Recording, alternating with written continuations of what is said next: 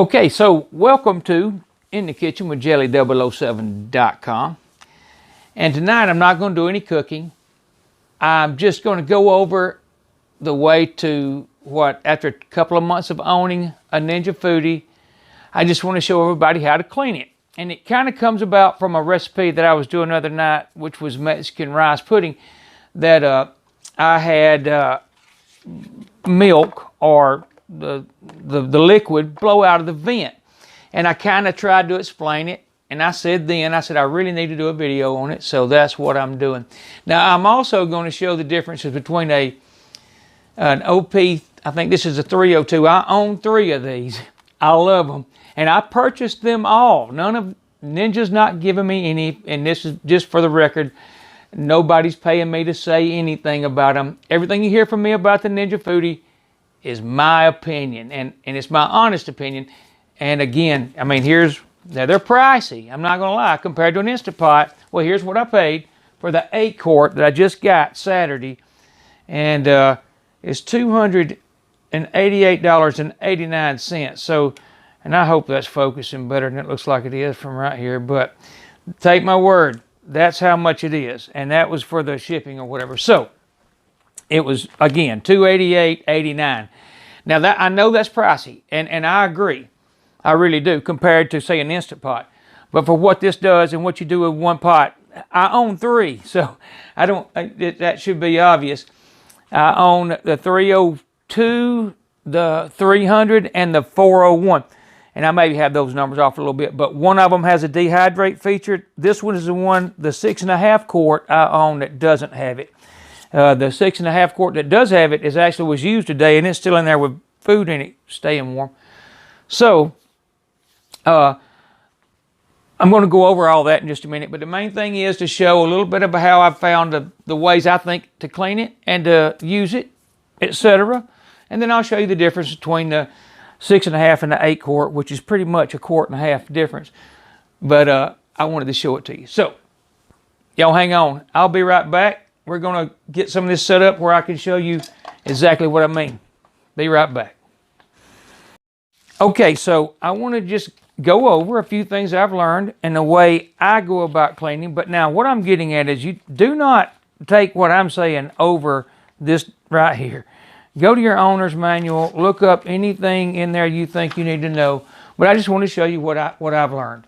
All right, well, I'm going to start with this.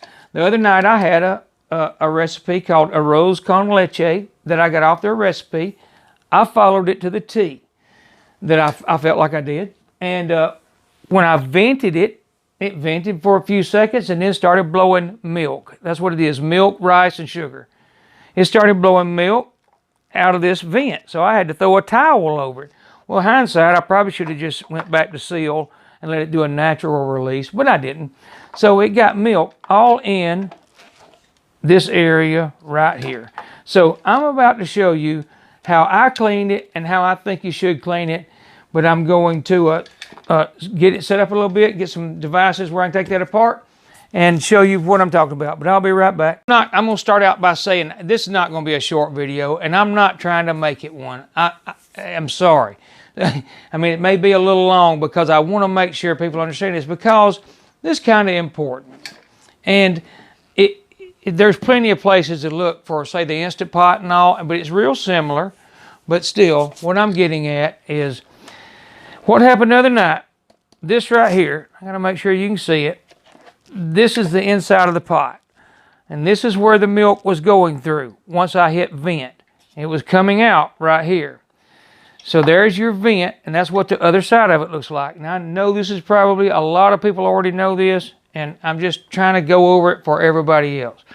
And here is what, when your unit develops pressure, it starts blowing this right here. It starts trying to get air past that, and then it seals, and that is your red pin. All right, well, this one, I'm not going to touch. I'll leave that one alone. I'm not even going to try and figure out how to replace that gasket. I mean, that is a device that's not serviceable, if you ask me. So I'm going to leave that piece alone. Now, I mean, other than cleaning it. So all of this is submersible. This whole lid can be set in the sink in warm water. And then you can do this. Once you get it in the water, you might take your fingers and do that. Just, you don't have to press it down. Just do that and let it clean any milk or sugars or whatever else around that shaft that might hinder its operation, because you want it to float just like that. As far as the other side now, the seal and vent, well, that's a little different. I can service it somewhat because it has this guard that has a few holes in it and has some slits on the side. And like the other night, it had milk and sugars in it. So now I will say I have to be careful because you can pinch this and pull it off, but I usually use a butter knife and just have to be careful. I'll probably throw it in the floor, but I didn't. So you pop that off just like that. Now you can put this in the sink, clean it, look at it, and make sure everything looks good. Again, that's as far as I'm going on this side with it. I'm not going to mess with any of these devices here. I'm not touching any of that. If any of this, that kind of stuff goes bad, I buy a new lid. All right, then here's the other. This is the top part. All you have to do is just kind of get hold of it and pull it straight up, and it will come off.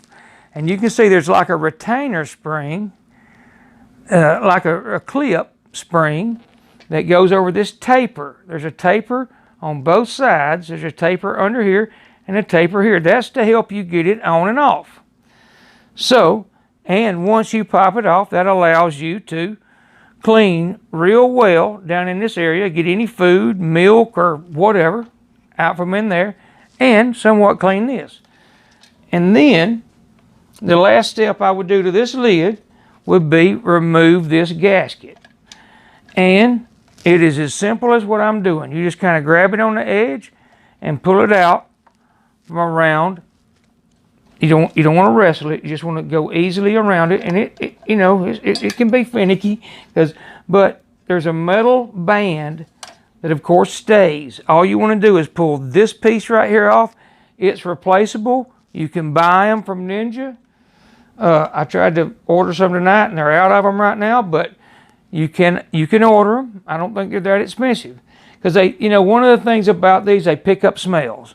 They're a silicone gasket, and they do pick up some odor. Now, I don't think Ninja's is as bad as some of the other pressure cookers I've had, but it does. I can smell it right now. I cooked upside down chicken nachos in this one today, and stuff like that, it's gonna pick up an odor. So I don't know why I'm getting into that. Then you can wash this once you get it off, clean in here real well. But mainly you can clean under here, under this ring, and it's that simple. I mean, there's that whole lid that you can sit in the sink, all of that. So, and to reassemble it, I can do it in about 2 seconds. It is real simple. You just push that in, you push that around, all the way around, and make sure it goes in around that a metal ring that I was showing you. You snap this, you put this, make sure you can see what I'm doing. You take this right here, you put that right there, and you snap it down. You take this piece,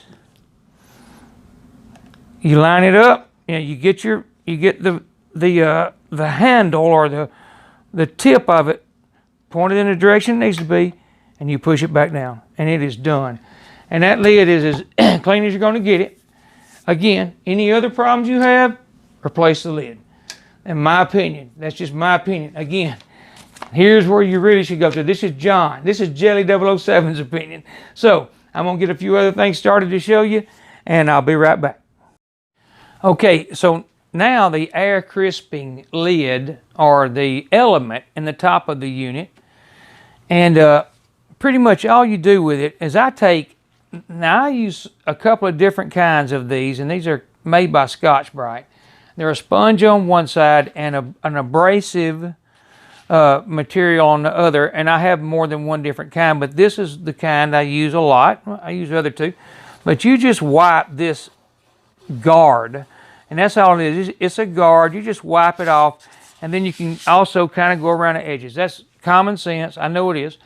But the other thing these right here do, and I don't know why pressure cooker people have never figured this out. So Ninja, when you make one without this, you name it the jelly007.com, because this area is extremely hard to clean on everything I got. Ninja, Instant Pot, XL, the power cooker, everything.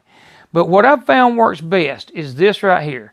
And you can take this sponge and you just kind of hook it in there, you kind of hang it in there, and you run around this edge. Because I promise you, you're going to get food and everything else in this. And then we'll make sure you can see it. But there is a ridge, and I wish I had my lights a little better, but you can see there is a 1/4 inch or maybe 1/2 inch ridge right there. Well, this fits in there real well. And there may be better ways, and I'm anxious to hear if somebody's got a better way, please share it, because it's if you've got one, you know what I mean. They're hard to clean out right there, and that's with every pressure cooker I got. Now, one thing about these, well, I'll show the other kind I use if I can find one right quick, and I probably can't at this moment, but I will in just a second. Well, here it is. This is another Scotch-Brite device that I use, and it works almost as well. These seem to work a little better, and I'm not trying to get into selling Scotch-Brite products, but this one's called the Scrub Dots or something. So, anyhow, I'm not trying to do that. I'm just trying to show you a method to clean that. Now, this side of this one and this side of this one, never should you put it. I don't think. This is an excellent product. This coating on this Ninja will impress you, or it has me. I have been shocked at how easy it cleans.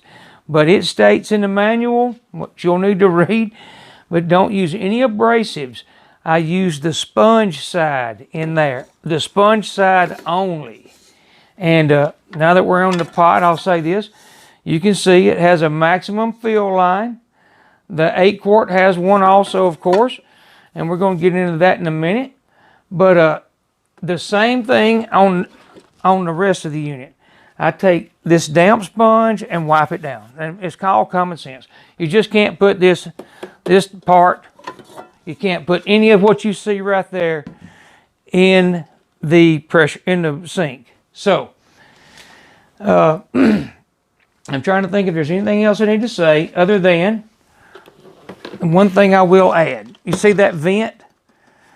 It gets hot. When you're air crisping or baking or broiling, the air that comes out of there is fairly warm. I temped it the other night during that arroz con leche, and it was hotter than you might expect. My son brought it to my attention because he had it up against the countertop. So he had it on his counter. This was discharging onto the back side of his counter, on his backsplash or whatever. It's pretty hot. The air that comes out when you're doing any of the broil or anytime this element's running, it's pretty hot air. That's what I'm getting at. So you want to keep that in mind. Now, of course, here's where your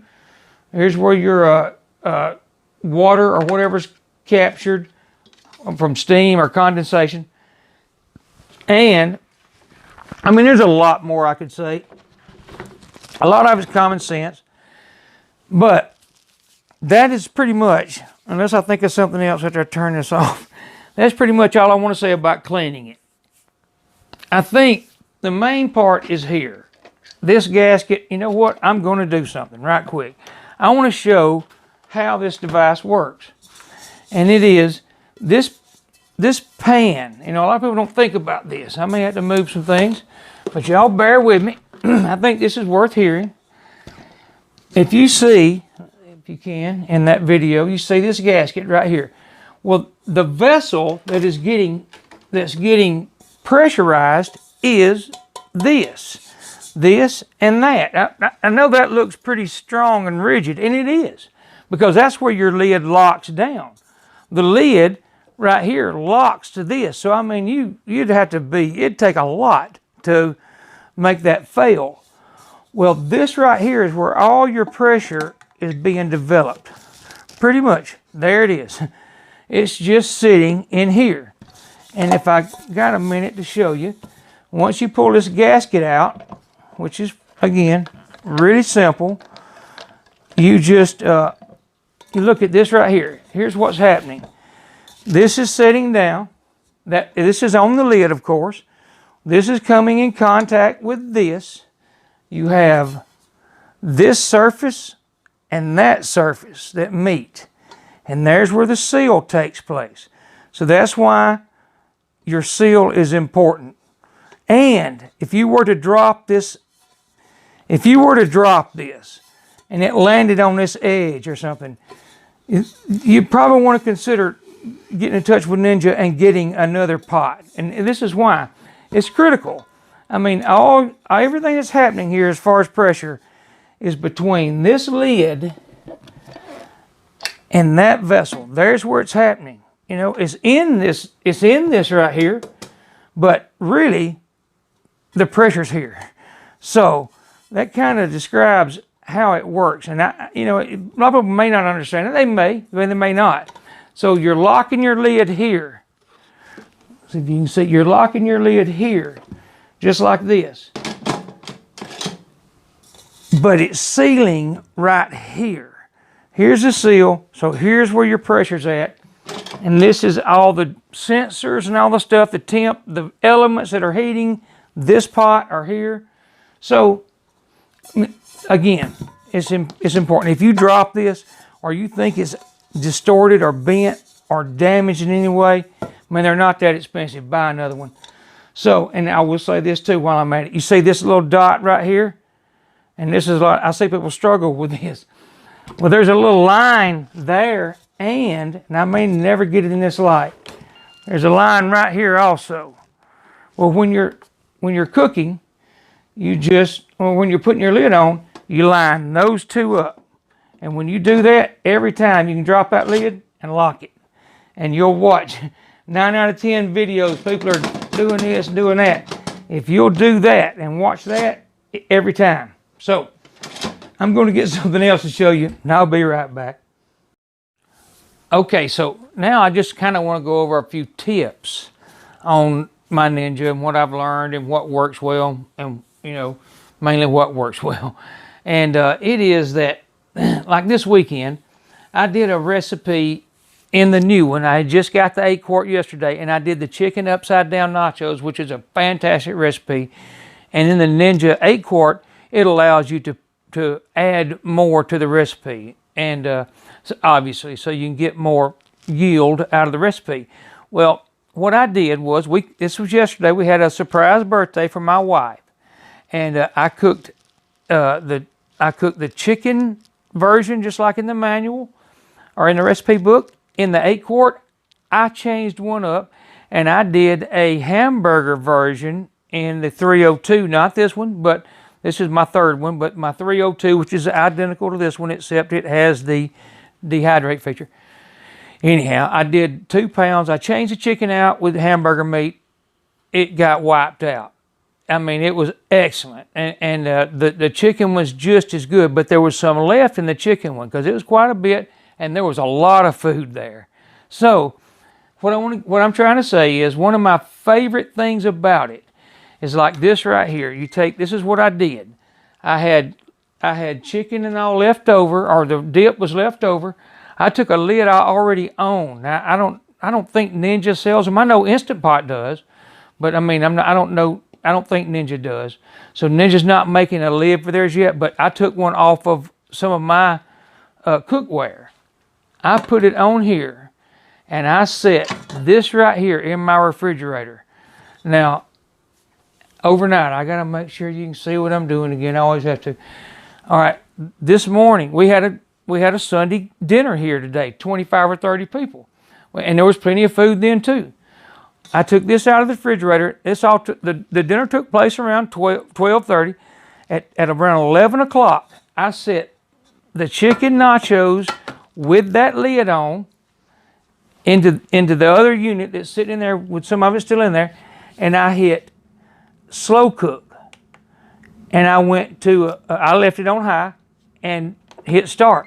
I'm not going to leave that running, but you could change that to whatever you want. But you see my point. I hit slow cook. It got warm, and all but just a small amount of it is gone. And it was a lot of food today. I also air crisped. I put some more chips on top of it and cheese, and I kind of heat it with a little bit more air crisp. It is an excellent way.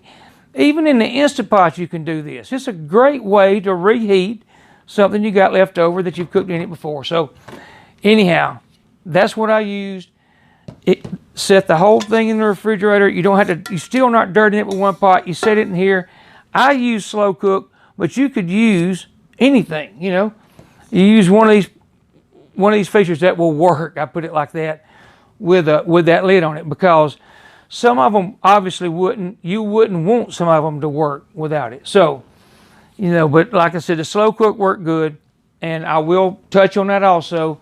A lot of people don't understand this part, but like with steam cooking, you do the same thing you do pretty much with with pressure cooking. It's just that when you hit steam, we're not going to do it, but you just don't seal the vent. And you hit steam and it'll steam cook it. Same thing with slow cook. It's just like a crock pot. It'll slow cook just like a crock pot will.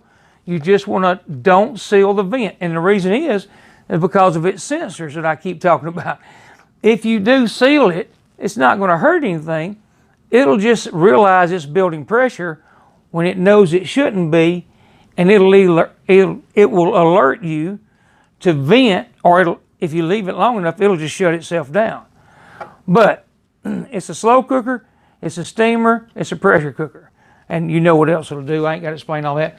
I'm just saying you can steam vegetables in here just like you would a steamer. You can slow cook in here. Now, it only has 2 selections, which is low and high, I believe, on a slow cook. Let's just look. Yep, low and high. I don't know what those temperatures translate into, but I feel positive it's really close to whatever any slow cooker would do. And a very impressive unit. Now, what I'm going to do is look at I'm going to think about it in a minute and see if I can think of anything else to tell you that I think is a tip. But then I'm going to show you the differences in this one and that one. Again, this is the 8 quart. It's kind of hard to get because they ran out of them. But I'm going to tell you what I know about it. And we'll go over it in just a second. I'll be right back. Okay, so there is the OP 300 and the OP 401 side by side. That is a 6.5 quart and that is an 8 quart. Now, there's not a lot of differences. The main thing is the depth of the chamber or the cooking vessel, because the width, if I'm not mistaken, is identical. They're the same width, 9.5 and 9.5. I've already measured them. The difference is this one is roughly, I'm just going to say roughly, 7 inches deep, where this one is only 5.5 inches deep. So around 1.5 inches depth difference on this.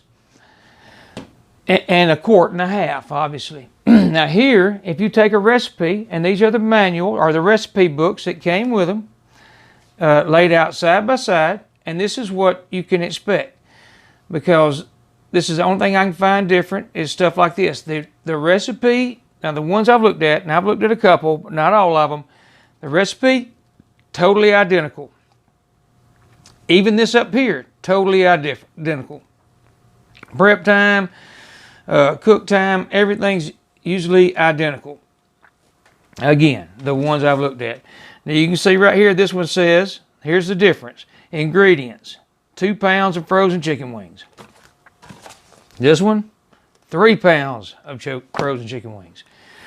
And that is one of my favorite recipes, because I can keep a bag of frozen chicken wings in my freezer and only pull out what I want and cook them. So I can do 3 pounds here, whatever. I have not done that in this one yet. I only had it one day. I did do the recipe on the upside down nachos, and it worked excellent. I mean, I'm not going to try, but anyhow, it does the same thing. It gives you a little more. It almost, I'm not going to say it doubles the recipe. It does. You add more. It's common sense. I ain't got to say it. The recipes in here are a little bigger than this one, which makes sense. This is 8 quart. This is 6.5.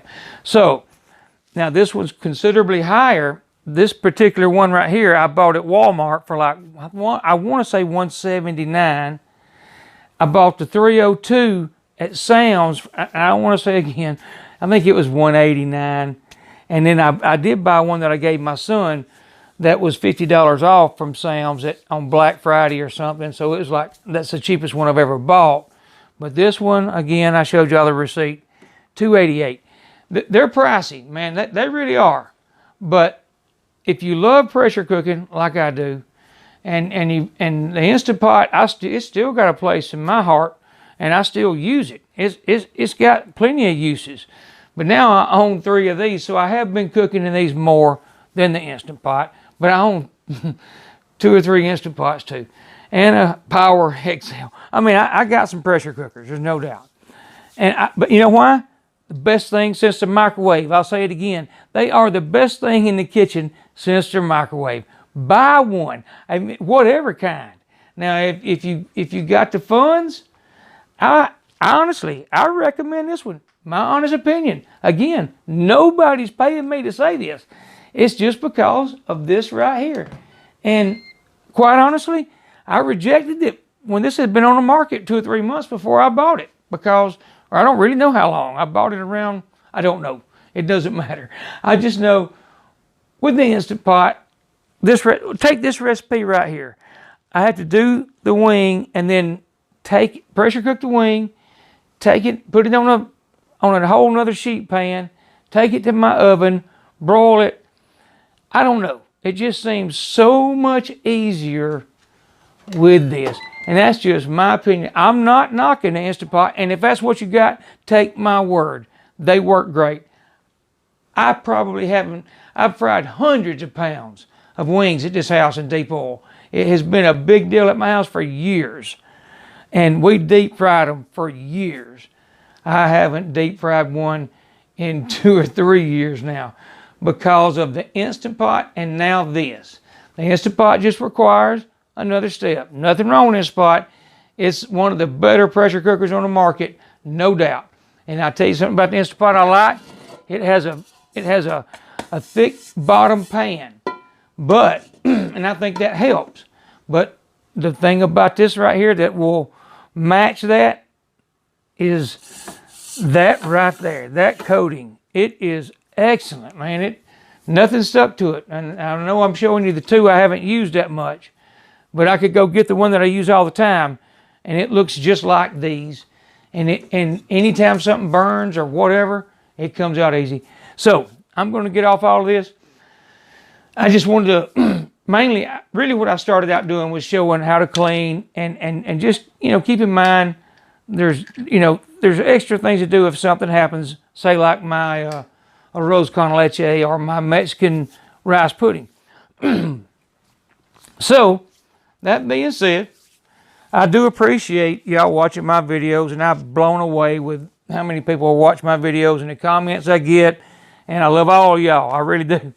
And I appreciate you watching, and please, y'all come back to see me, and I hope I help, and comment anything you can, such as if you got a better way of cleaning this than the thing I'm using, please tell it in the comments.